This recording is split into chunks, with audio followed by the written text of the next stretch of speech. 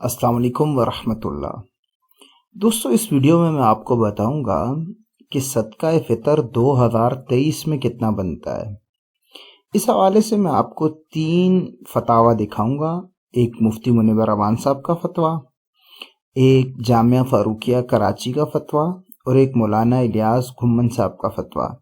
ان تینوں میں سے پہلے زیادہ بتاؤں گا، پھر اس سے کم اور پھر اس سے کم، اور پھر ویڈیو کے آخر میں یہ بھی بتاؤں گا کہ آپ کم از کم کتنا صدقہ فطر دے دیں گے تو آپ کی طرف سے صدقہ فطر ادا ہو جائے گا۔ تو چلیں مزید کسی فضول بات کے ہم اپنے اصل موضوع کی طرف چلتے ہیں۔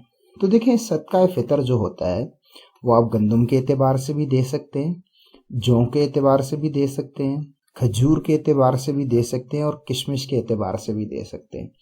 آپ کی جو مالی حیثیت ہے، آپ ان چاروں اجناس میں سے جس کو چاہیں منتخب کر لیں۔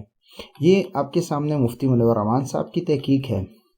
ان کے مطابق اگر آپ گندم کے حساب سے فدیہ دیتے ہیں تو وہ 320 روپے بنتا ہے، اور جوں کے اعتبار سے دیتے ہیں تو وہ 480 روپے بنتا ہے، کھجور کے اعتبار سے دیتے ہیں تو وہ 2800 روپے بنتا ہے، اور کشمش کے اعتبار سے دیتے ہیں تو 6400 روپے بنتا ہے۔ اگر کشمش تھوڑی ہلکی کوالٹی کی لیں گے تو پھر 4800 روپے بنتا ہے، اور اگر 30 دن کا دیں گے تو یہ سامنے انہوں نے لکھ دیا کتنا بنتا ہے۔ یہ مفتی منور امان صاحب کی تحقیق ہے، لیکن اس سے کم بھی دیگر علماء نے بتایا ہے۔ اب آپ کے سامنے میں جامعہ فاروقیہ کا فتویٰ پیش کر رہا ہوں۔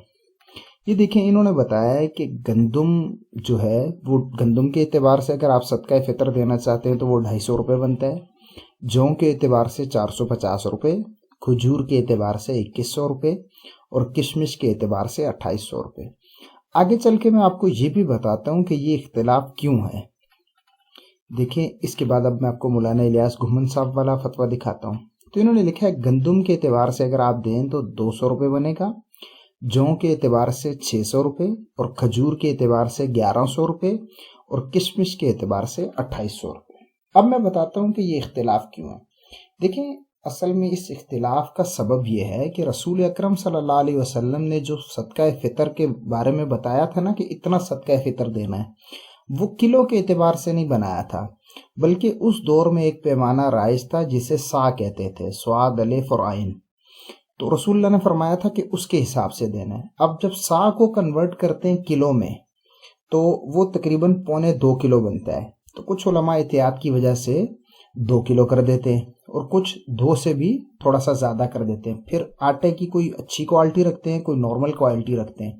تو مولانا الیاس گھمن صاحب نے سب سے کم رکھا ہے، یعنی 200 روپے۔ اگر آپ 200 روپے بھی گندم کے حساب سے دیں گے تو آپ کا صدقہ فطر ادا ہو جائے گا۔